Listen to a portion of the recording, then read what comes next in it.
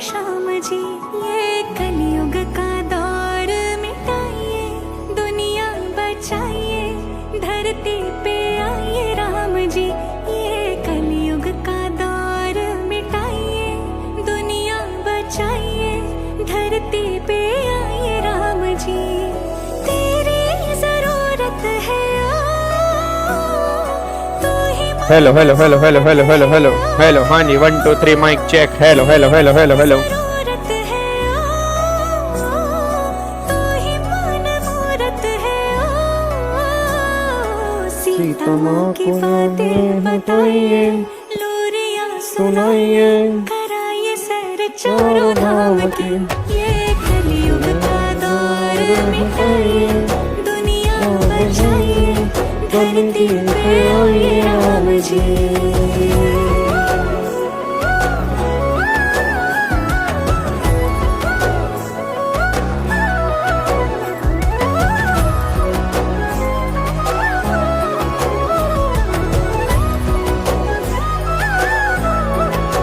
जो तेरे चरणों पे माथा न टेके, मिट्टी में मिल मिलते जाए मैंने देखे, जो लोग कहते हैं भगवान है कोई, जो लोग प्रभु तेरा नाम नहीं लेते। तीर कोई ऐसा बताइए, अंधों को दिखाइए, शक्ति प्रभु के नाम की, hello hello hello hello hello. कलयुग का दौर मिटाइए, दुनिया very good afternoon ji, good afternoon, की हालचाल। आइए राम जी, राम राम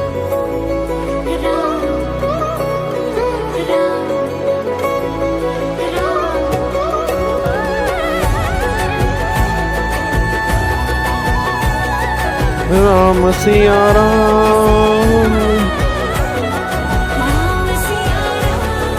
राम राम राम, राम सिया राम, राम राम राम।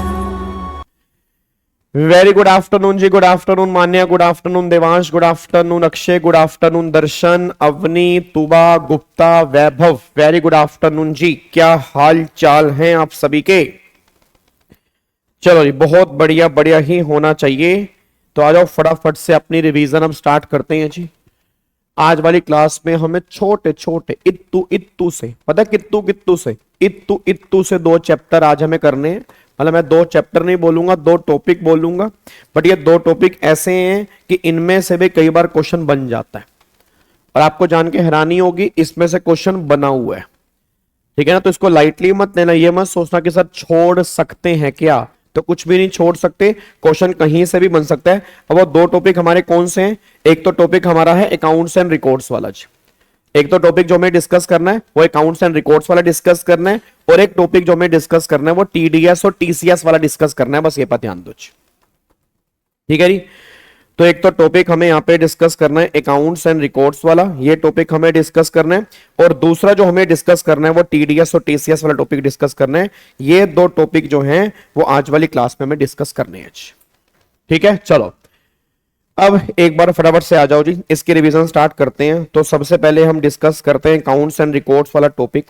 अब एक बार अकाउंट्स एंड रिकॉर्ड्स वाले चैप्टर के ऊपर आ जाओ और इसको डिस्कस करते हैं, इसमें क्या क्या बातें हैं। अच्छा, अकाउंट्स एंड रिकॉर्ड्स वाले चैप्टर में ना टोटल मिला के आपके 2 सेक्शंस आते हैं, एक तो सेक्शन नंबर 35 है और एक सेक्शन नंबर 36 है, और इन दोनों सेक्शन से रिलेटेड कुछ आपके रेलिवेंट रूल्स भी हैं जो इन सेक्शन के साथ में हमें डिस्कस करने हैं। तो हम सेक्शन भी डिस्कस करेंगे और जो रेलिवेंट रूल्स हैं उसको भी हम रिवाइज करेंगे। अब एक बात को सोच के बताओ, अगर मैं अकाउंट्स एंड रिकॉर्ड चैप्टर की बात करता हूं ना, तो इस चैप्टर का मतलब क्या है? इस चैप्टर का मतलब यह है कि जीएसटी में हमें कौन कौन से बुक्स ऑफ अकाउंट्स मेंटेन करने होते हैं, किसको मेंटेन करने होते हैं, कहां पर मेंटेन करने होते हैं, और कितने टाइम तक मेंटेन करने होते हैं, ये सारी बातें आपकी यहां पे आएंगी। मतलब पहली बात, फॉर एग्जांपल एक बच्चा ये बात कहता है, सर जैसे मान लो मैं जीएसटी में रजिस्टर्ड हूं, तो अगर मान लो मैं जीएसटी में रजिस्टर्ड हूं तो क्या मुझे बुक्स ऑफ अकाउंट्स मेंटेन करने हैं, और अगर मेंटेन करने हैं तो कौन कौन से मेंटेन करने हैं। फिर एक बच्चा कहता है, सर अगर मान लो कोई पर्सन है वो जीएसटी में अनरजिस्टर्ड है, वो रजिस्टर्ड नहीं है, तो क्या उसको बुक्स ऑफ अकाउंट्स मेंटेन करने जो पर्सन जीएसटी में अनरजिस्टर्ड है। भाई जो पर्सन जीएसटी में रजिस्टर्ड है उसको तो चलो मान लिया बुक्स ऑफ अकाउंट्स मेंटेन करने हैं, पर जो पर्सन जीएसटी में अनरजिस्टर्ड है, क्या उसको बुक्स ऑफ अकाउंट्स मेंटेन करने हैं? फिर एक बच्चा ये बात कहता है, सर अगर मान लो मैं एजेंट हूं या मैं कॉम्पोजिशन स्कीम वाला हूं, तो क्या मुझे भी बुक्स ऑफ अकाउंट्स मेंटेन करने हैं? और अगर करने हैं तो फिर कौन कौन से करने हैं? फिर मैनुअल मेंटेन करने हैं, इलेक्ट्रॉनिक मेंटेन करने हैं, या दोनों तरीके से मेंटेन कर सकते हैं? फिर अगर मान लो अगर मुझे बुक्स ऑफ अकाउंट्स मेंटेन करने हैं तो कितने टाइम तक मुझे मेंटेन करने हैं? वो सारी बातें तुम्हारी इस चैप्टर के अंदर आएंगे जी। अब एक बार फटाफट से यहां पे आ जाओ, इधर देखो ध्यान से जी। हाँ जी, अब यहाँ पे देखो सबसे पहला पॉइंट क्या निकल के आ रहा है। अब सबसे पहला सेक्शन जो हम यहाँ पे स्टार्ट करने जा रहे हैं वो सेक्शन 35 हम यहाँ पे स्टार्ट करने जा रहे हैं जी। अब अगर मैं सेक्शन 35 की बात करता हूं तो गवर्नमेंट दो केस यहाँ पे कह रही है। पहला केस गवर्नमेंट कह रही या तो तुम जीएसटी में रजिस्टर्ड हो या तुम जीएसटी में अनरजिस्टर्ड हो। अब अगर तुम जीएसटी में रजिस्टर्ड हो तो आपको बुक्स ऑफ अकाउंट्स मेंटेन करने। जैसे मान लो मैं अपनी बात करता हूं, मैं जीएसटी में रजिस्टर्ड हूं, मेरे सामने जितने भी बच्चे इस टाइम लाइव बैठे हैं सारे बच्चे बताना आप में से भी आपके पापा मम्मी या कोई भाई बहन चाचा ताया मामा कोई ना कोई जीएसटी में रजिस्टर्ड हो सकता है। तो उन सब की बात करने जा रहे हैं कि उन सबको बुक्स ऑफ अकाउंट्स कौन कौन से मेंटेन करने हैं। तो सबसे पहला बुक्स ऑफ अकाउंट्स मेंटेन करना है प्रोडक्शन और मैन्युफैक्चरिंग ऑफ गुड्स, कि आपने कितने गुड्स की प्रोडक्शन की है, कितनी गुड्स की मैन्युफैक्चरिंग की है, इसकी पूरी डिटेल आपको मेंटेन करनी है। दूसरा फिर गवर्नमेंट कह रही इनवर्ड सप्लाई आउटवर्ड सप्लाई, तुमने कितना सामान परचेस किया, कितना सामान सेल किया, इसके बुक्स ऑफ अकाउंट्स तुम्हें मेंटेन करने हैं। फिर बैलेंस स्टॉक ऑफ गुड्स, तुम्हारे पास कितना स्टॉक बैलेंस बचा है। मान लो 100 किलो सामान लेकर आया, अब अगर 100 किलो सामान लेकर आया, 100 में से मैंने 80 किलो सामान बेचा तो 20 किलो सामान मेरे पास बचा है, उस 20 किलो के बुक्स ऑफ अकाउंट्स मुझे मेंटेन करने हैं। फिर आईटीसी अवेल्ड, कितना मैंने आईटीसी अवेल्ड कर लिया है, मतलब कितना मेरे क्रेडिट लेजर के अंदर मुझे आईटीसी मिल रहा है, उसके बुक्स ऑफ अकाउंट्स मुझे मेंटेन करने। फिर आउटपुट टैक्स पेड और पेबल, कितना मुझे जीएसटी दे चुका हूं और कितना मुझे जीएसटी अभी देना है, मतलब दोनों की बात हो रही है पेड और पेबल, मतलब कितना मैं आउटपुट टैक्स पे कर चुका हूं और कितना मुझे अभी पेबल है, ये दोनों बुक्स ऑफ अकाउंट्स मेंटेन करने हैं। और फिर लास्ट में लिखा है अदर पर्टिकुलर एज में बी प्रिस्क्राइब, अब प्रिस्क्राइब के अंदर कुछ चीजें और हैं जो इन्होंने यहां पे डिफाइन की हैं, ये बुक्स ऑफ अकाउंट्स मेंटेन करने हैं। जैसे मान लो कोई गुड्स आपने इंपोर्ट किया, कोई गुड्स आपने एक्सपोर्ट किया, उसके बुक्स ऑफ अकाउंट्स मेंटेन करने हैं। फिर अगर मान लो अगर मैं आरसीएम की बात करूंगा तो आरसीएम वाले केस में गवर्नमेंट ये बात कहना चाह रही है अगर कोई सप्लाई आरसीएम में कवर है तो आरसीएम में जीएसटी कौन पे करता है? रिसीवर जीएसटी पे करता है। अब अगर आरसीएम में जीएसटी रिसीवर पे करता है उसकी डिटेल आपको मेंटेन करनी है, बस ये पर ध्यान देना। फिर अगर मान लो आपने एडवांस रिसीव की है या आपने एडवांस पे की है, उसके बुक्स ऑफ अकाउंट्स मेंटेन करने हैं। एक बात मेरे को सोच के बताओ, जैसे मान लो मेरा अगला बैच अभी स्टार्ट होना है, अब अगर अगला बैच मेरा स्टार्ट होना है, उस बैच की मान लो कई सारे बच्चों ने मुझे एडवांस पेमेंट कर दी, अब अगर अगले बैच की कई सारे बच्चों ने मुझे एडवांस पेमेंट कर दी तो गवर्नमेंट ये बात कह रही है उसके बुक्स ऑफ अकाउंट्स भी आपको मेंटेन करने पड़ेंगे, कितना एडवांस पे किया है, कितना एडवांस आपने रिसीव किया है। उसके बाद फिर name address of supplier, receiver, transporter, warehouser, मतलब सप्लायर जो हो गया, रिसीवर जो हो गया, ट्रांसपोर्टर जो हो गया, उनका कंप्लीट नाम और कंप्लीट एड्रेस क्या है ये भी तुम्हें मेंटेन करना है। तो ये सारे बुक्स ऑफ अकाउंट्स मेंटेन करने हैं अगर आप जीएसटी में रजिस्टर्ड हो, ये बात ध्यान दो। क्या बात मेरी समझ में आ रही है? तो आपके एग्जाम में डायरेक्टली यहां से क्वेश्चन बन जाएगा कि बताओ कौन कौन से बुक्स ऑफ अकाउंट्स मेंटेन करने, उसकी लिस्ट आपको यहां पे लिख के आनी पड़ेगी। अच्छा एक बार कोशिश करते हैं रिकॉल करने की। देखो पहला पॉइंट क्या निकल के आ रहा है, सारे बच्चे बोलो फटाफट से, सारे बच्चे बोलो पहला पॉइंट क्या निकल के आ रहा है। पहला पॉइंट निकल के आ रहा है गुड्स की प्रोडक्शन और गुड्स की मैन्युफैक्चरिंग, ये एक पॉइंट आ रहा है। दूसरा सेकंड पॉइंट क्या आ रहा है, इनवर्ड और आउटवर्ड सप्लाई। फिर तीसरा पॉइंट क्या निकल के आ रहा है, तीसरा पॉइंट कितना तुम्हारा बैलेंस स्टॉक बचा हुआ है। फिर आईटीसी अवेल्ड कितना है, फिर आउटपुट टैक्स पेड और पेबल कितना है, ठीक है। उसके बाद फिर इंपोर्ट और एक्सपोर्ट अगर किया उसके बुक्स ऑफ अकाउंट्स, आरसीएम वाली जो सप्लाई है उसकी डिटेल मुझे यहां पे मेंटेन करनी है। फिर एडवांस कितना रिसीव किया, एडवांस कितना पे किया, उसके बुक्स ऑफ अकाउंट्स मुझे मेंटेन करने हैं। फिर सप्लायर, रिसीवर, ट्रांसपोर्टर और वेयरहाउस का ओनर, उसकी कंप्लीट नाम और कंप्लीट एड्रेस मुझे मेंटेन करने हैं। तो ये सारी बातें मुझे मेंटेन करनी है, बस ये पर ध्यान दो। क्या आपको बात मेरी समझ में आ रही है? क्या आपको बात समझ में आ रही है? अच्छा ये तो मेंटेन करने हैं जो आदमी जीएसटी में रजिस्टर्ड है। अब गवर्नमेंट ये बात कहती है वैसे तो अनरजिस्टर्ड पर्सन को बुक्स ऑफ अकाउंट्स मेंटेन करने की रिक्वायरमेंट नहीं है। मतलब जो आदमी जीएसटी में ना अनरजिस्टर्ड, मैं दोबारा बोलूंगा, जो आदमी जीएसटी में अनरजिस्टर्ड है उसको वैसे बुक्स ऑफ अकाउंट्स मेंटेन करने की रिक्वायरमेंट नहीं है। बट गवर्नमेंट कह रही है एक अनरजिस्टर्ड पर्सन ऐसा है जिसको बुक्स ऑफ अकाउंट्स मेंटेन करना है। कौन? वो है वेयर हाउस का ओनर। अगर आप ट्रांसपोर्टर हो या अगर आप वेयर हाउस के ओनर हो, चाहे आप जीएसटी में अनरजिस्टर्ड ही क्यों ना हो, तो भी आपको बुक्स ऑफ अकाउंट्स मेंटेन करने जरूरी है। अब एक बच्चा एक बात कहता है, सर अगर मान लो मैं जीएसटी में अनरजिस्टर्ड हूं तो मुझे बुक्स ऑफ अकाउंट्स मेंटेन करने के लिए गवर्नमेंट क्यों कह रही है? क्योंकि सबसे ज्यादा स्मगलिंग जो होती है एक तो वेयर हाउस के अंदर होती है, क्योंकि तुम सामान छुपा के वहीं पे रखते हो, और दूसरा सबसे बड़ी स्मगलिंग जो करता है वो ट्रांसपोर्टर करता है। तो गवर्नमेंट ने क्लियरली बोला अगर तू ट्रांसपोर्टर है या तू वेयर हाउस का ओनर है, अगर तू जीएसटी में अनरजिस्टर्ड भी है तो भी बुक्स ऑफ अकाउंट्स मेंटेन करने हैं। अब दो बुक्स ऑफ अकाउंट्स तो मेंटेन करने हैं, कंसाइनर और कंसाइनी। कंसाइनर मतलब यह सामान किसका है, और कंसाइनी ये सामान किसके पास जाना है। इन दोनों की डिटेल तुझे मेंटेन करनी पड़ेगी, चाहे तू जीएसटी में रजिस्टर्ड क्यों ना हो, अनरजिस्टर्ड क्यों ना हो। तो क्या बात मेरी समझ में आ रही है? इसका क्रक्स मेरे बच्चे क्रक्स ही है, ठीक है ना। ये क्रक्स बुक ही है, इसका क्रक्स कुछ नहीं होता, ये क्रक्स बुक ही है, ठीक है ना। इसको हम क्रक्स बुक बोलते हैं। इसके बाद का क्रक्स तो फिर अगले 6 महीने अटेम्प्ट लगता है फिर, क्योंकि क्रक्स का भी क्रक्स मैंने तुम्हें दे रखा है। इससे इजी क्रक्स अब तुम्हें क्या मिलेगा नालायक, इसका भी क्रक्स दे तो तेरे को, ठीक है ना। तो कंसाइनर कंसाइनी ये बुक्स ऑफ अकाउंट्स आपको मेंटेन करने अगर आप जीएसटी में अनरजिस्टर्ड हैं तो। अच्छा, अब अगला क्वेश्चन क्या आता है, sir location books of accounts कहां पे मेंटेन करने हैं? तो बुक्स ऑफ अकाउंट्स मेंटेन करने हैं प्रिंसिपल प्लेस ऑफ बिजनेस। भाई जिसका प्रिंसिपल प्लेस ऑफ बिजनेस है ना, मतलब जो मेन प्लेस ऑफ बिजनेस है, जो उसने अपने जीएसटी सर्टिफिकेट में दिखाया होगा कि उसका प्रिंसिपल प्लेस ऑफ बिजनेस क्या है, तो गवर्नमेंट कह रही है वहां मेंटेन करने हैं। सर अगर मेरे more than 1 place of business है, मान लो मेरे 3-4 प्लेस ऑफ बिजनेस हैं, तो उस केस में क्या होगा जी? तो गवर्नमेंट कहती है फिर जो तुमने एडिशनल प्लेस ऑफ बिजनेस बताए हैं उनके बुक्स ऑफ अकाउंट्स तुम्हें वहां मेंटेन करने पड़ेंगे, बस ये पर ध्यान दो। तो अगर मान लो अगर तूने प्रिंसिपल प्लेस बताया है तो प्रिंसिपल प्लेस में मेंटेन करने हैं, और अगर more than 1 place of business है तो उन बुक्स ऑफ अकाउंट जो है उन प्लेस पर मेंटेन करने पड़ेंगे, ये बात ध्यान दो। तो वही बात यहां पे लिखी है, प्रिंसिपल प्लेस, और अगर मोर देन 1 प्लेस है तो जो आपने सर्टिफिकेट के अंदर बताए हैं वहां पर बुक्स ऑफ अकाउंट्स मेंटेन करने हैं। अब ये बुक्स ऑफ अकाउंट्स कैसे मेंटेन करने हैं जी? आपको एक प्रॉपर बैकअप रखना है ई रिकॉर्ड्स का। ई रिकॉर्ड्स का मतलब इलेक्ट्रॉनिकली मेंटेन करने हैं। मेल आईडी पर आपका बैकअप होना चाहिए, पेन ड्राइव में होना चाहिए, हार्ड डिस्क में होना चाहिए। तुम ये नहीं कहोगे हाय मेरे बुक्स ऑफ अकाउंट्स जल गए, ऐसा नहीं है। ऑनलाइन मेंटेन करने हैं। फिर अपॉन डिमांड अगर डिपार्टमेंट तुमसे मांग रहा है तो ये सारे के सारे ई कॉपी आपको उसको हैंड ओवर करनी पड़ेगी ई फॉर्म के अंदर, ठीक है। और फिर आपको उसका प्रॉपर एक्सेस देना पड़ेगा, यूजर नेम क्या है, पासवर्ड क्या है, ये सारी बात आपको बतानी पड़ेगी ताकि वो बुक्स ऑफ अकाउंट्स हमारे चेक कर सकते हैं। तो ये बात लिखी है रूल नंबर 57 के अंदर, बस ये पर ध्यान दो।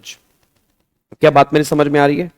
उसके बाद जी फिर यहां पे गवर्नमेंट कहती है मोड। अब मोड का मतलब कैसे मेंटेन करने हैं, मैनुअल करने हैं, ऑनलाइन करने हैं, या दोनों तरीके से करने हैं। तो गवर्नमेंट कह रही मैनुअल इलेक्ट्रॉनिकली कैसे भी कर सकते हो, जैसे तुम्हारा मन करे तुम वैसे कर लो। मैनुअल करने हैं मैनुअल कर लो, इलेक्ट्रॉनिकली करने हैं इलेक्ट्रॉनिक कर लो। तुम सब जानते हो गवर्नमेंट किसके फेवर में होगी? इलेक्ट्रॉनिक के फेवर में होगी।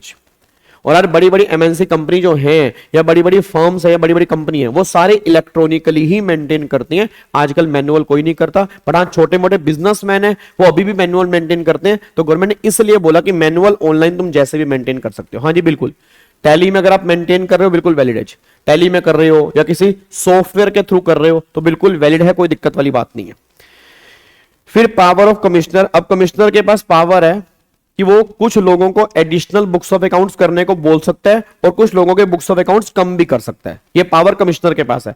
अगर कमिश्नर को लगता है कि तुम्हें 10 तरह के बुक्स ऑफ अकाउंट्स और मेंटेन करने हैं वो तुम्हें बोल सकता है।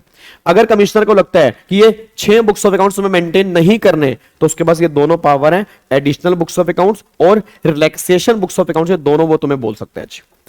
उसके बाद पैनल प्रोविजन, अगर बुक्स ऑफ अकाउंट्स नहीं मेंटेन करोगे तो 73 74 के अंदर पनिशमेंट, यहां पे 74 आएगा, 74 के अंदर पनिशमेंट लगेगी। ये हमारे सिलेबस में किसी काम का नहीं है, ना ही सीए इंटर में, ना सीएस एग्जीक्यूटिव में, ना सीए में इंटर में। ठीक है। अच्छा अब बुक्स ऑफ अकाउंट्स हमें कितने टाइम तक मेंटेन करने हैं ये मेन मुद्दा है जी। भाई अगर मेरे को बुक्स ऑफ अकाउंट्स मेंटेन करने हैं तो टाइम लिमिट क्या है? भाई कितने टाइम तक मुझे बुक्स ऑफ अकाउंट्स मेंटेन करने हैं? तो लो ये बात कहता है, सेक्शन 36 ये बात कहता है आपको बुक्स ऑफ अकाउंट्स मेंटेन करने हैं 72 month from the date of annual GST return. मतलब आपको बुक्स ऑफ अकाउंट्स मेंटेन करने हैं 72 month from the date of annual GST return. मतलब जो तुम्हारी जीएसटी रिटर्न फाइल करने की ड्यू डेट है, मैं दोबारा बोलूंगा, जो तुम्हारी जीएसटी रिटर्न फाइल करने की ड्यू डेट है वहां से 72 मंथ मतलब 3 साल। समझो 72 मंथ का मतलब कितना हो गया, 3 साल नहीं हो गया, सॉरी, भारतीय 36, 6 साल हो गए, 6 साल। तो 6 साल तक बुक्स ऑफ अकाउंट्स आपको मेंटेन करने हैं। मतलब अगर मान लो प्रीवियस ईयर 24-25 है तो 31 दिसंबर 25, तो 31 दिसंबर 25 से 6 साल आप लगा लो, 31 दिसंबर 31 तक बुक्स ऑफ अकाउंट्स मेंटेन करने हैं। 8 साल एज पर कंपनीज एक्ट है, बट 6 साल एज पर जीएसटी है, बस ये बात ध्यान दो। तो 6 साल तक बुक्स ऑफ अकाउंट्स मेंटेन करने हैं, ये बात ध्यान देना। अब एक बच्चा कहता है सर क्या 6 साल से ज्यादा भी मेंटेन करने पड़ सकते हैं? बिल्कुल मेंटेन करने पड़ सकते हैं। कब? अगर तुम्हारा केस अपील में चला गया। जैसे एक बात बताओ, अभी मान लो हाई कोर्ट, सुप्रीम कोर्ट में कई बार केसेस चले जाते हैं और कई कई साल वो केसेस डिसाइड ही नहीं होते। अब कई कई साल वो केसेस डिसाइड नहीं हो रहे, 6 महीने हो गया, 8 महीने हो गया, 1 साल हो गया, 1.5 साल हो गया, 2 साल हो गया, कई साल हो गए, वो केस जो है वो डिसाइड ही नहीं हो रहा।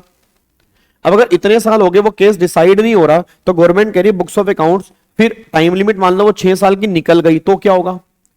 तो गवर्नमेंट ने बोला अगर तेरा केस अपील में चला गया तो 6 साल, और जब से तेरी अपील सेटल्ड होगी वहां से 1 साल और।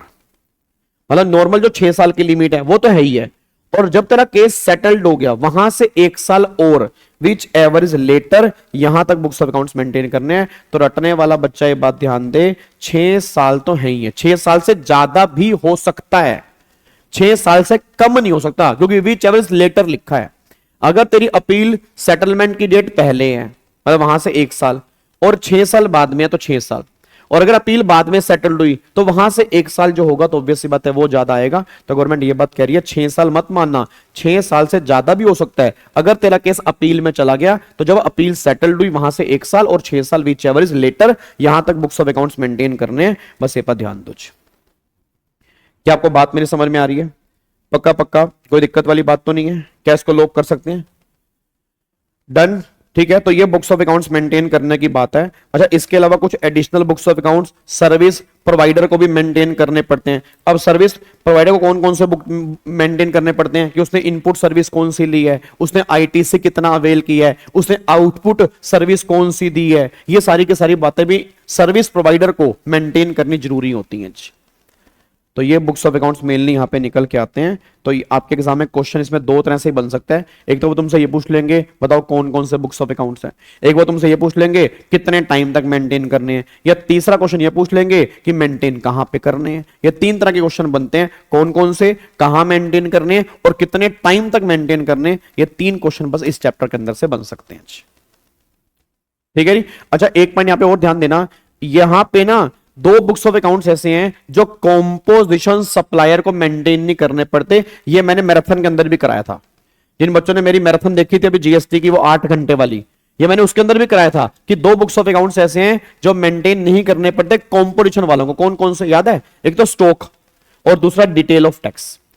एक तो स्टॉक ऑफ गुड्स कि गुड्स का स्टॉक कितना है वो मेंटेन नहीं करना, और दूसरा डिटेल ऑफ टैक्सेस। ये दोनों कॉम्पोजिशन वालों को मेंटेन नहीं करने, नॉर्मल पर्सन को मेंटेन करने होते हैं। बस ये पर ध्यान दो। ठीक है, तो ये 2 बुक्स ऑफ अकाउंट्स हैं जो आपको कॉम्पोजिशन वालों को मेंटेन नहीं करने। क्लियर है?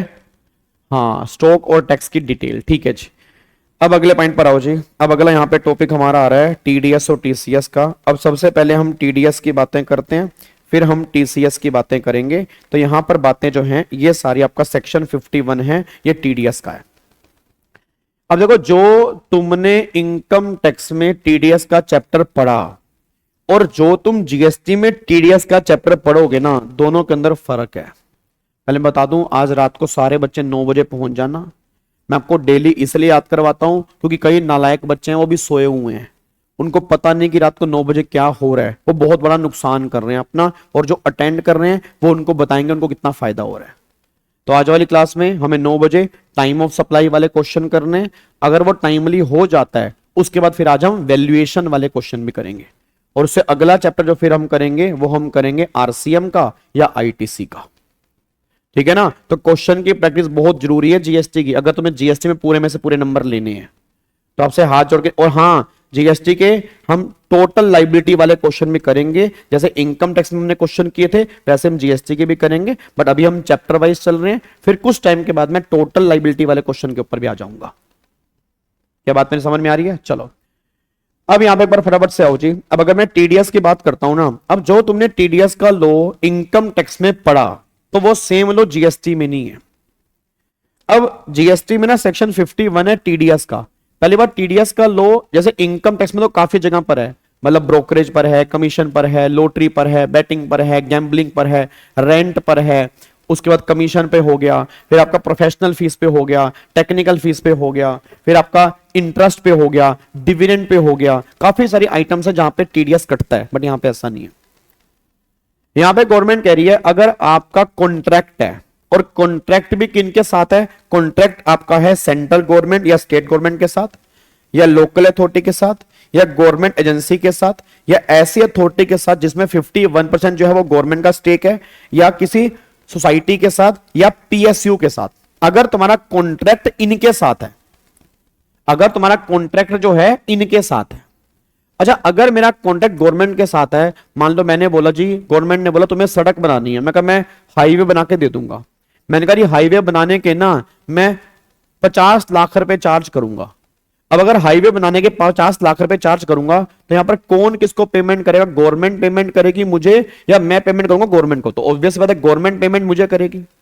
भाई मेरा कॉन्ट्रैक्ट गवर्नमेंट के साथ है कि मैं गवर्नमेंट को यह सर्विस दूंगा, गवर्नमेंट बदले मुझे पेमेंट करेगी। अब गवर्नमेंट ने कहा देख, अगर तेरा जो कॉन्ट्रैक्ट है वो इन लोगों के साथ है और तेरी टैक्सेबल सप्लाई की वैल्यू 2.5 लाख तक है, तो फिर तो कोई दिक्कत वाली बात नहीं है, नॉर्मल जीएसटी लगेगा, टीडीएस की बात नहीं होगी। बट अगर टैक्सेबल गुड्स और सर्विस की वैल्यू 2.5 लाख से ज्यादा है, तो जब गवर्नमेंट तेरे को पेमेंट करेगी वो 2% टीडीएस काट लेगी। बस ये पर ध्यान दो।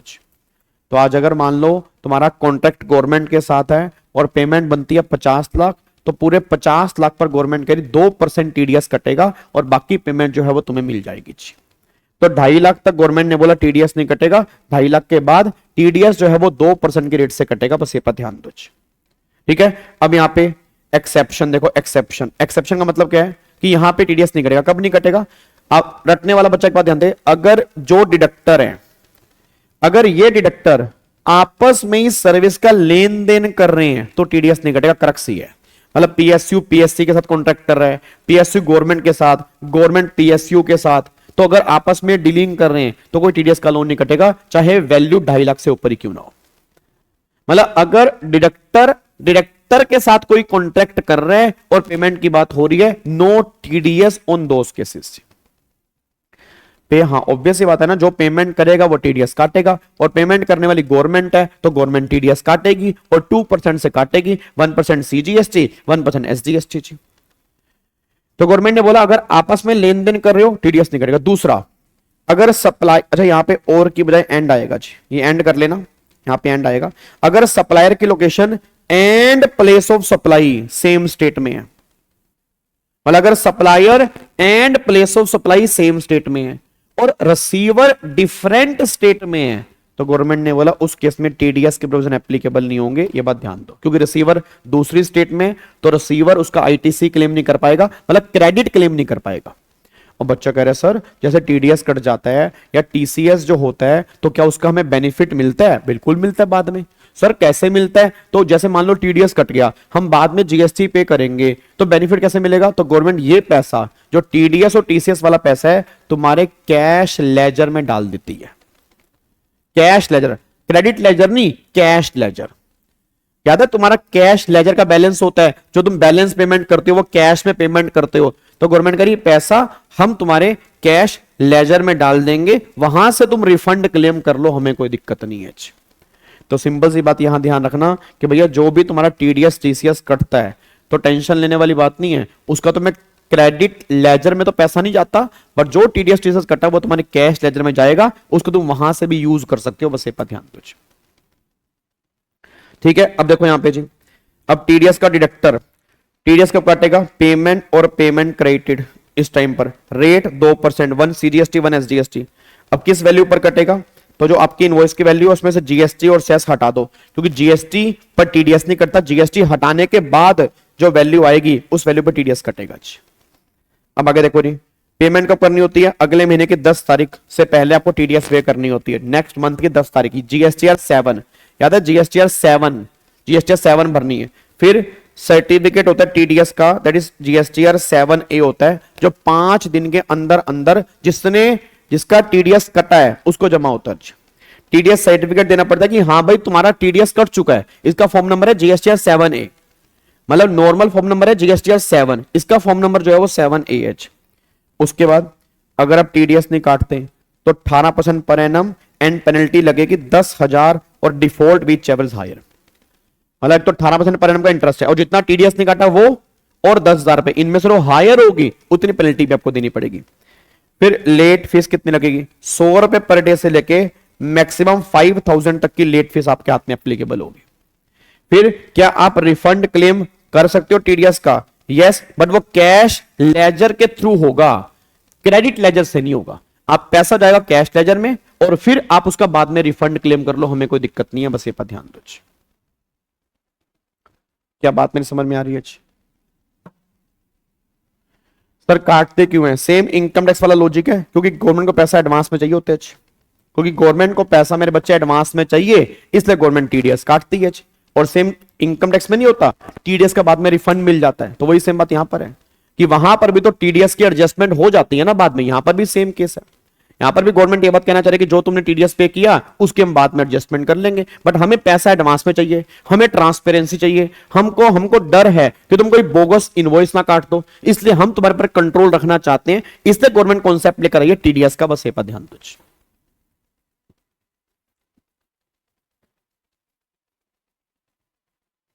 डन?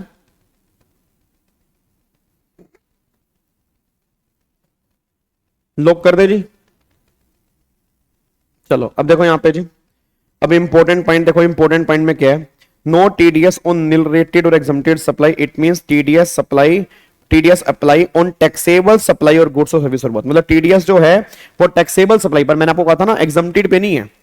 टीडीएस जो है वो टैक्सेबल सप्लाई वाले केस में एप्लीकेबल होता है, मतलब जितनी सप्लाई आपकी टैक्सेबल है ना उस पर टीडीएस कटेगा, बस ये बात ध्यान देना चाहिए, ठीक है ना। अगर आपके एग्जम्प्टेड है उस पर टीडीएस की बातें नहीं होगी, जितनी भी सप्लाई टैक्सेबल है। अगर वैल्यू 2.5 लाख से ज्यादा है, एक्सेस वैल्यू का नहीं, मैं दोबारा बोलूंगा पूरी वैल्यू का, एक्सेस वैल्यू का नहीं पूरी वैल्यू का, पूरी वैल्यू का 2% टीडीएस काटना पड़ेगा, बस ये पर ध्यान दो। क्या बात समझ में आ रही है? ठीक है। अब यहां पे ये तो है टीडीएस की बात, अब यहां पे आ जाओ टीसीएस की बात क्या होती है। अब देखो अगर मैं टीसीएस वाले केस में बात करूंगा ना, तो टीसीएस अगर तुम्हें समझना है तुम्हें थोड़ा सा 9(5) समझना पड़ेगा। जब डिडक्ट गवर्नमेंट करती है तो फिर भी एडवांस लेती है, मतलब एडवांस लेती है, हाँ तो पैसा तो तुमसे लेगी ना, पैसा तो मेरे बच्चे वो तुमसे लेगी ना, सिंपल सी बात है, पैसा तो आपसे लेगी, वो ये बात कहना चाह रहे हैं जी। ठीक है जी। अब मेरे को बताओ टीसीएस का बताओ, सारे के सारे बच्चे जी, सारे बच्चे पहले मेरे को बताओ 9(5) याद है किसी को? 9(5) जल्दी बोलो अगर किसी को 9(5) याद आ रहा हो जी, 9(5) याद आ रहा हो।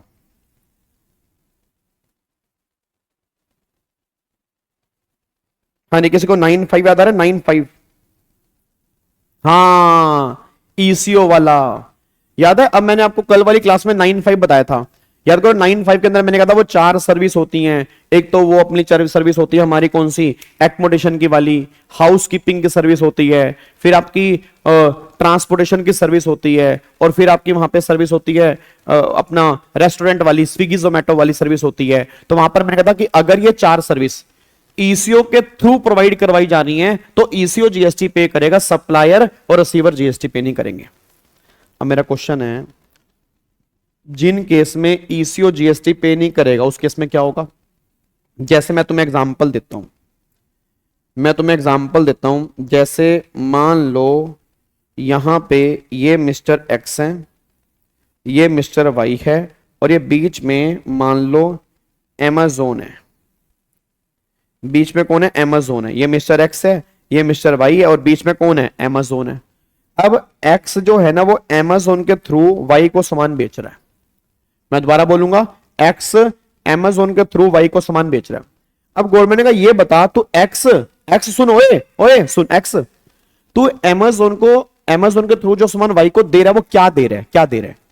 अगर अमेजोन के थ्रू वो 4 सर्विस दे रहा है, अगर तो अमेजोन के थ्रू वो 4 सर्विस दे रहा है, 4 सर्विस, तो अमेजोन जीएसटी पे करेगा, ये जीएसटी पे नहीं करेगा, ये जीएसटी पे नहीं करेगा।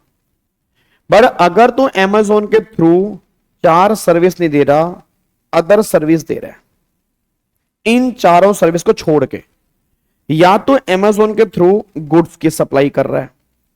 अब मेरा पूरी क्लास का क्वेश्चन है, अगर अमेजोन के थ्रू मैं अदर सर्विस दे रहा हूं या गुड्स की सप्लाई कर रहा हूं, सारे बच्चे बोल देना, क्या उस केस में 95 लगेगा? 95 लगेगा? नहीं लगेगा। क्यों नहीं लगेगा? 95 वहीं लगता है जहां पर वो 4 सर्विस दी जा रही है। अगर वो 4 सर्विस है तो ईसीओ जीएसटी पे करेगा। अच्छा, एक बच्चे का ना कल डाउट नहीं आया मेरे को, मैंने बताना भी भूल गया। अगर मान लो ईसीओ इंडिया में नहीं है, मान लो कंपनी बाहर की है, जैसे आपको बताओ Uber company, I think Uber company बाहर की है, ओला कंपनी इंडिया की है। अब अगर मान लो ईसीओ उबर है, तो अगर वो इंडिया में नहीं है तो फिर उसका रिप्रेजेंटेटिव होगा इंडिया में, वो जीएसटी पे करेगा। अगर रिप्रेजेंटेटिव ही नहीं है तो फिर वो एक पर्सन अपॉइंट करेगा, वो जीएसटी पे करेगा। ये बात ध्यान देना। अब मेरे को सारे बच्चे बताओ, क्या इस केस में 95 है? नहीं है। तो अगर 95 नहीं है तो मतलब अमेजोन वाले जीएसटी पे नहीं करेंगे। अमेजोन वाले पे नहीं करेंगे तो नॉर्मल सप्लाई में ये एक्स जीएसटी पे करेगा, यही तो होगा। अब यहां पे गवर्नमेंट कहती है हम ईसीओ को ना ऐसे खुला नहीं छोड़ सकते, ईसीओ को हम ऐसा खुला नहीं छोड़ सकते। ईसीओ एक बहुत बड़ी टेक्निक है टैक्स लेने की। अब गवर्नमेंट ने क्या किया, सेक्शन 51 बनाया। सेक्शन 51 कहता है कि अगर ईसीओ के थ्रू आप सप्लाई करना चाहते हैं, अगर आप ईसीओ के थ्रू सप्लाई करना चाहते हैं, अब अगर ईसीओ के थ्रू सप्लाई कर रहे हैं, या तो वो सर्विस अदर देन 4 सर्विस, या वो गुड्स की सप्लाई कर रहे हैं, तो गवर्नमेंट ये बात कहना चाहती है उस केस में ईसीओ की एक रिस्पॉन्सिबिलिटी है, जब वो सामने वाले बंदे से पेमेंट लेगा और वो उस पर्सन को पे करेगा, तो उसमें 0.5% वो टीसीएस कलेक्ट करेगा जी। और वो टीसीएस कलेक्ट करके वो गवर्नमेंट को पे करेगा और फिर गवर्नमेंट उसका क्रेडिट कैश लेजर में डाल देगी। बस ये पर ध्यान देना जी। और यहां पे अमेंडमेंट आई है, पहले टीसीएस का रेट जो है वो 1% होता था, अब टीसीएस का रेट जो है वो 0.5% हो चुका है। 0.25 सीजीएसटी और 0.25 जो है वो एसजीएसटी निकल के आ रहा है जी। तो देखो यहाँ पे क्या निकल के आ रहा है, देखो जी। अब गवर्नमेंट कह रही है TCS refer to the tax which is collected by ECO when a supplier supply goods और service through ECO, payment for that supplier made through ECO. Purpose क्या है, to enable government to have trial of transactions to monitor and verify, मतलब पूरी trail, ताकि compliance हो, transparency हो। Government इसलिए TCS का कॉन्सेप्ट लेकर आई है। कलेक्टर कौन होगा? ईसीओ, कलेक्टर ईसीओ है। अब रेट कितने हैं? रेट आपका 0.5% है, पहले 1% था, 0.5 है, 2.5 सीजीएसटी, 2.5 एसजीएसटी। प्रोसीजर क्या है? कलेक्ट करेगा TCS on the base of अगले महीने की 10 तारीख को, और रिटर्न जाएगी जीएसटीआर 8 में, और आपकी फाइनल रिटर्न जाएगी वो जीएसटीआर 9B के अंदर जाती है। अगर आप डिफॉल्ट करोगे 18% का इंटरेस्ट लगेगा, और टीसीएस अमाउंट मतलब जितना टीसीएस नहीं काटा उसके बराबर की पेनल्टी एप्लीकेबल हो जाएगी। बस ये बात ध्यान दो। नहीं समझा सर, 95 ईसीओ ही टैक्स पे करता है, वो क्यों टीसीएस कट करेगा? बे नालायक कहेंगे, मैंने क्या बोला कि जहां पे ईसीओ जीएसटी पे कर रहा है वहां टीसीएस नहीं लगेगा, जहां ईसीओ जीएसटी पे नहीं कर रहा वहां टीसीएस लगेगा। ईसीओ जीएसटी किस केस में पे कर रहा है? 4 सर्विस वाले केस में, तो उन 4 सर्विस में आपका टीसीएस नहीं है। उन चारों को छोड़ के जो बाकी केस होंगे जहां पे ईसीओ जीएसटी पे नहीं करेगा, वहां ईसीओ की रिस्पॉन्सिबिलिटी है कि वो टीसीएस कलेक्ट करेगा। क्या बात मेरी समझ में आ रही है? तो ये बात वो यहां पे कहना चाह रहे हैं, ये बात ध्यान दो। क्लियर है? इस सेक्शन में ऐसा नहीं, वो तेंदुलिस वाला इनकम टैक्स में है। क्लियर नहीं? तो ये मेन पॉइंट यहां पर आपका निकल के आ रहा है, अकाउंट्स एंड रिकॉर्ड्स और टीडीएस और टीसीएस वाले केस में। ठीक है जी, ये पॉइंट आपका है। तो ये टॉपिक आपका टीडीएस और टीसीएस का था। ठीक है जी। अब इधर देखो ध्यान से, अब एक तो चैप्टर पेमेंट वाला हो गया हमारा, रिटर्न वाला चैप्टर, एक तो हमारा रिटर्न वाला चैप्टर बचा हुआ है ना, एक तो हमारा रिटर्न वाला चैप्टर बचा हुआ है। उसके बाद फिर हमारा एक चैप्टर जो बचा है रिटर्न के साथ हमारा, ये तो हो गया e way bill, accounts and records, tax invoice वाला चैप्टर हो गया। हाँ, ये हमारा चैप्टर बचा है रजिस्ट्रेशन का। जीएसटी 9 भी नोटिफाइड नहीं है जी, 9 भी अभी नोटिफाइड नहीं है जी। एग्जाम्शन भी एक बार रिवाइज कराऊंगा जी, बट सारी एग्जाम्शन नहीं, जो जो इंपॉर्टेंट है वो ही हम रिवाइज करेंगे जी, जो जो इंपॉर्टेंट एग्जाम्शन है ना वो ही हम रिवाइज करेंगे जी। तो अब जो मैं स्टार्ट कराने जा रहा हूं ना, अब मैं आपको चैप्टर स्टार्ट करवाने जा रहा हूं। पहले हम चैप्टर करते हैं रजिस्ट्रेशन का, और इस चैप्टर में 2 लेक्चर हमारे लगेंगे, एक से काम नहीं बनेगा। 2 का मतलब आज वाला नहीं, कल और परसों। आज तो मैं थोड़ा सा बेस क्लियर कर रहा हूं जी। सर टीडीएस फिर बताना, टीडीएस मेरे बच्चे गवर्नमेंट एजेंसी जब कॉन्ट्रैक्ट करती है दूसरों के साथ, अगर उस कॉन्ट्रैक्ट की वैल्यू 2.5 लाख से ज्यादा है तो गवर्नमेंट जब उनको पेमेंट करेगी तो गवर्नमेंट 2% टीडीएस काट लेगी, ठीक है। और जो टीडीएस काटा इसका वो उस पर्सन के कैश लेजर में चला जाएगा और बाद में वो उसका रिफंड भी क्लेम कर सकता है, ठीक है। ये मेन मोटी मोटी बातें यहां पे निकल के आ रही है। प्लेस ऑफ सप्लाई हो गया जी, प्लेस ऑफ सप्लाई हो चुका है, बिल्कुल हो चुका है जी place of supply. I think मेरे ख्याल से अल्टीमेट सीए वाले चैनल पे प्लेस ऑफ सप्लाई डालना मैं भूल गया हूं, मतलब मेरे पर्सनल चैनल पे तो हुआ था, मैं यहां पे डालना भूल गया हूं जी। उसमें जीएसटी माइनस करते हैं जी विशाखा, जो टीडीएस कटता है ना उसकी टोटल टैक्सेबल वैल्यू, उसमें जीएसटी हटा दो, फिर जीएसटी हटने के बाद जो वैल्यू आएगी उस पर टीडीएस कटेगा जी, उस पर टीडीएस कटेगा।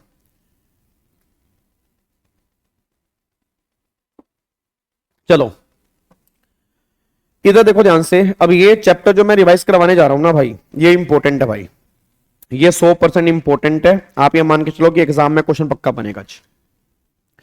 प्लेस ऑफ सप्लाई हो चुका है जी, मैंने अपने पर्सनल चैनल के ऊपर करवाया था, तो यहां पे मैं डालना भूल गया हूं तो मैं उसको डाल दूंगा जी, ठीक है ना, मैं उसको डाल दूंगा। वो चैप्टर हमारा हो चुका है, ठीक है ना, वो चैप्टर जो है वो हमारा हो चुका है जी।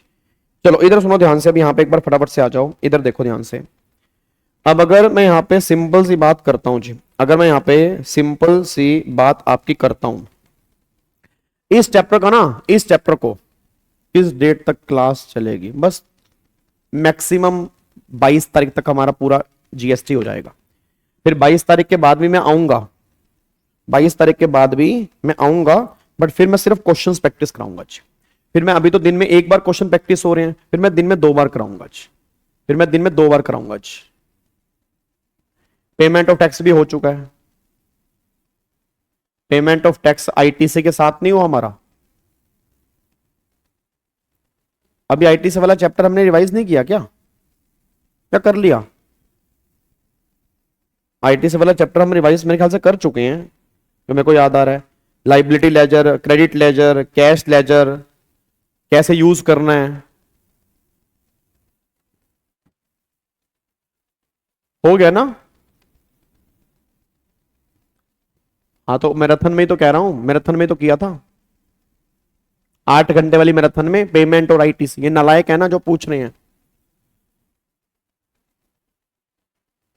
चलो अब सुनो, इग्नोर करो, ये नालायक है भाई। कई यार कई बच्चे ना, होता पता क्या, उनकी पहली क्लास होती है तो तारा तारा होता है, उनको लगता है भाई पूछ लो भाई पूछ लो, तो सब कुछ हो चुका है।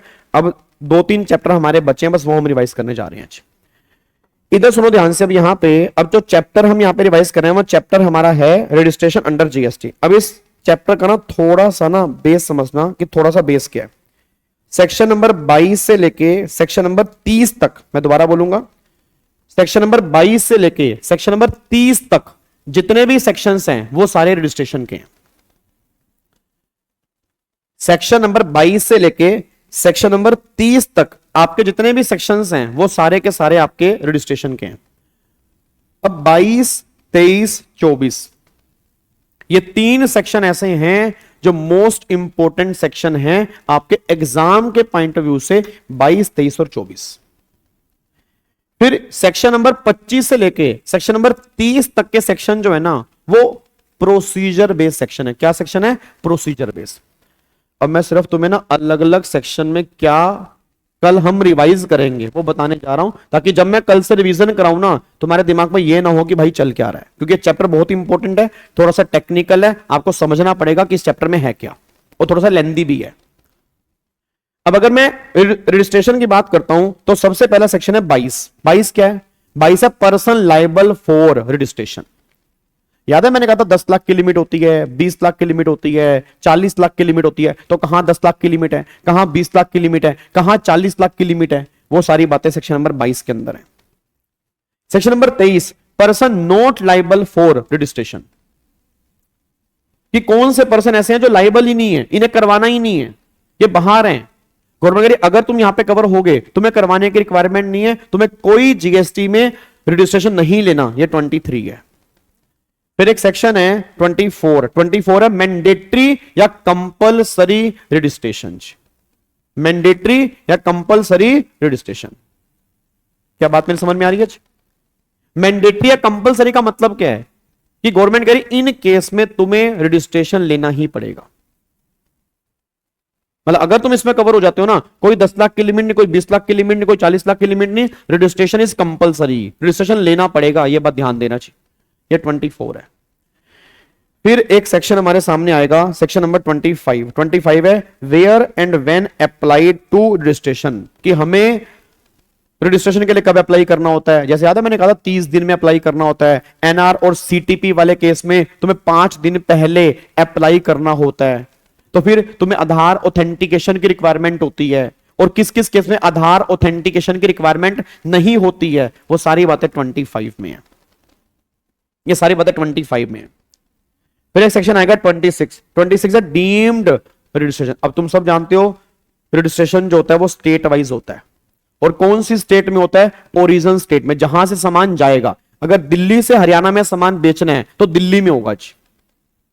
तो अगर मान लो दिल्ली में होगा तो एसजीएसटी एक्ट में होगा। तो अगर तुम्हारा एसजीएसटी एक्ट में हो गया तो डीम्ड है वो सीजीएसटी में भी हो गया। मतलब दोनों एक्ट में अलग अलग करवाने की रिक्वायरमेंट नहीं है। अगर एसजीएसटी में करवा लिया तो वो डीम्ड सीजीएसटी में हो गया, और अगर एसजीएसटी में कैंसिल हो गया तो डीम्ड सीजीएसटी में भी कैंसिल हो गया। ये सारी बातें 26 की हैं जी। फिर एक सेक्शन तुम्हारे सामने पिक्चर में आएगा, सेक्शन 27 जो आएगा वो आएगा special provision for registration in case of NRTP और सीटीपी। जो नॉन रेजिडेंट हैं, जो कैजुअल टैक्सेबल पर्सन है, उनके स्पेशल प्रोविजन। कि पहली बात एनआर कौन होता है और सीटीपी कौन होता है, और एनआर और सीटी में क्या फर्क होता है। फिर एनआर को अगर अप्लाई करना है या सीटीपी को अप्लाई करना है, दोनों के अप्लाई करने का प्रोसेस क्या है, दोनों का रजिस्ट्रेशन जो है वो किस फॉर्म के अंदर होगा, कितने दिन तक इनको रजिस्ट्रेशन मिलेगा, और क्या उस दिन के बाद ये एक्सटेंशन ले सकते हैं। ये सारी कहानियां जो हैं ये सब 27 में। 27 है एनआरटीपी और कैजुअल टैक्सेबल पर्सन के लिए, ये 27 में। उसके बाद फिर एक सेक्शन आएगा, सेक्शन नंबर 28 आएगा अमेंडमेंट। यह आएगा अमेंडमेंट ऑफ रजिस्ट्रेशन। एक बात बताओ, मुझे रजिस्ट्रेशन सर्टिफिकेट में अपनी मेल आईडी चेंज करवानी है, मुझे अपना बैंक डिटेल अमेंड करवानी है, नाम चेंज करवाना है, ठीक है जी। तो मुझे अगर अमेंडमेंट करवानी है, अपना कोई नाम चेंज करवाना है, बिजनेस का नाम चेंज कराना है, फोन नंबर चेंज कराना है, तो कैसे चेंज होगा, वो सेक्शन 28 है अमेंडमेंट। अगर तुम्हें अपने रजिस्ट्रेशन में अमेंडमेंट करनी है तो वो सारी बातें 28 में डिस्कस करेंगे, अमेंडमेंट ऑफ रजिस्ट्रेशन, ठीक है। उसके बाद हाँ बिल्कुल जी, उसके बाद फिर एक सेक्शन आएगा, सेक्शन नंबर 29 कैंसलेशन। ये बहुत इंपॉर्टेंट सेक्शन है एग्जाम के लिए, कैंसलेशन वाला सेक्शन, कि अगर तुम अपना रजिस्ट्रेशन कैंसिल करवाना चाहते हो तो कैसे हो सकता है। क्या तुम खुद भी करवा सकते हो या डिपार्टमेंट करेगा? तो गवर्नमेंट का दोनों केस पॉसिबल है। असेसी अगर खुद चाहे रजिस्ट्रेशन कैंसिल करवा सकता है, और डिपार्टमेंट भी इनका आरसी कैंसिल कर सकता है। तो इसके केस अलग है, उसके केस अलग है। तो कौन कौन से केस हैं, कौन कौन से केस है, मैं कब कैंसिल कर सकता हूं, डिपार्टमेंट मेरा कैंसिल आरसी कब कर सकता है, किन केसेस में रजिस्ट्रेशन मेरा कैंसिल हो सकता है, वो सारे के सारे केसेस आपके 29 में निकल के आते हैं। फिर हां, अगर तुम्हारा रजिस्ट्रेशन जो है वो कैंसिल हो गया, अब कैंसिलेशन के बाद तुम्हें अप्लाई करना है रिवोकेशन के लिए, तो क्या तुम रिवोकेशन के लिए अप्लाई कर सकते हो? भाई मेरे को मेरा रजिस्ट्रेशन जो है वो वापस चाहिए, मेरे को मेरी आरसी वापस करो, मैं दोबारा से जीएसटी चार्ज करना चाहता हूं, तो वो रिवोकेशन कैसे होगा, वो सारी बातें 30 में आज। तो ये सेक्शन है 22 से लेकर 30 तक। एक बार दोबारा बोल दो, एक बार दोबारा बोल दो। टीडीएस टीसीएस एंड रिटर्न करवाने वाले थे, नहीं जी, आज मैं करवाने वाला था अकाउंट्स एंड रिकॉर्ड्स और टीडीएस टीसीएस, ठीक है। आज मैंने रिटर्न नहीं कहा था, मैंने कहा था अकाउंट्स एंड रिकॉर्ड्स और टीडीएस टीसीएस के बाद मैं रिटर्न कराऊंगा, बट रिटर्न हम कोई बात नहीं बाद में कर लेंगे, करना तो है ही है। पहले हम कर लेते हैं रजिस्ट्रेशन वाला चैप्टर, क्योंकि इसमें से कंफर्म 5 नंबर का क्वेश्चन इस बार बनना ही बनना है। उसके बाद फिर रिटर्न वाला कर लेंगे, कोई दिक्कत थोड़ा, करना तो हमें सारा ही है, छोड़ना हमें कुछ नहीं है। रिवीजन पूरी कोशिश करूंगा सारी कराऊं और बहुत बढ़िया तरीके से कराऊं, बाकी आपके ऊपर है। ठीक है, क्यूआरएमपी स्कीम तो रिटर्न में आती है ना, क्यूआरएमपी स्कीम जो है वो रिटर्न के अंदर आती है। ठीक है, अब एक बार फटाफट से देखो ध्यान से। पहला 22 में क्या है, लाइबल फॉर रजिस्ट्रेशन। 23 में क्या है, नोट लाइबल फॉर रजिस्ट्रेशन। 23 में नोट लाइबल है। 24 में मैंडेटरी। 25 में रजिस्ट्रेशन के लिए कब अप्लाई करना होता है, कितने दिन में अप्लाई करना होता है। 26 में डीम्ड रजिस्ट्रेशन। फिर 27 में क्या है, नॉन रेजिडेंट और कैजुअल टैक्सेबल पर्सन के लिए स्पेशल प्रोविजन कौन कौन से हैं। 28 में किसकी बात हो रही है, अमेंडमेंट कैसे होंगी। 28 में अमेंडमेंट ऑफ रजिस्ट्रेशन। 29 में किसकी बात हो रही है, cancellation of RC. Taxable person या डिपार्टमेंट, कौन कैंसिल करेगा, कैसे कैंसिल करेगा। और 30 के अंदर बात हो रही है रिवोकेशन की, सारी की सारी बातें हैं। आईजीएसटी के लिए अलग से नहीं सेम ही होते हैं। आईजीएसटी हो, सीजीएसटी हो, एसजीएसटी हो, यूटीजीएसटी हो, रजिस्ट्रेशन प्रोसेस जो है वो सेम ही है, बस ये पर ध्यान दो। अब मैं तुम्हें काम दे रहा हूं जी, अब तुम्हें काम दे रहा हूं, आपने घर से कल क्या पढ़ के आना है, कल तुम्हें पढ़ के आना है 22, 23, 24 और 25, ये 4 सेक्शन आपने घर से एक बार रिवाइज करके आना है। कल हम ये चारों ही रिवाइज करेंगे बस।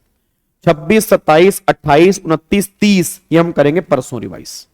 तो कल हमारा फ्राइडे है, परसों सैटरडे है, तो सैटरडे को हम रजिस्ट्रेशन वाला चैप्टर जो है पूरा अपना कंप्लीट कर लेंगे। तो कल 22, 23, 24, 25 ये 4 रिवाइज करके आने हैं। फिर 26, 27, 28, 29, 30 हम परसों रिवाइज करेंगे। ठीक है जी, चलो तो फिर बाकी मिलते हैं आज रात को 9 बजे। आज रात को 9 बजे कौन से क्वेश्चन है, टाइम ऑफ सप्लाई वाले और वैल्यू ऑफ सप्लाई वाले। एक बार चैप्टर पढ़ के आना, ऐसा ना हो कि जब हम क्वेश्चन करें तो मैं क्वेश्चन करने में दिक्कत आई। ठीक है ना, तो आज रात को मिल रहे हैं 9 बजे, चैप्टर करेंगे टाइम ऑफ सप्लाई और वैल्यू ऑफ सप्लाई। ठीक है जी, ओके जी, bye bye, tata, thank you so much, जय हिंद, god bless you, love you all, bye bye, take care.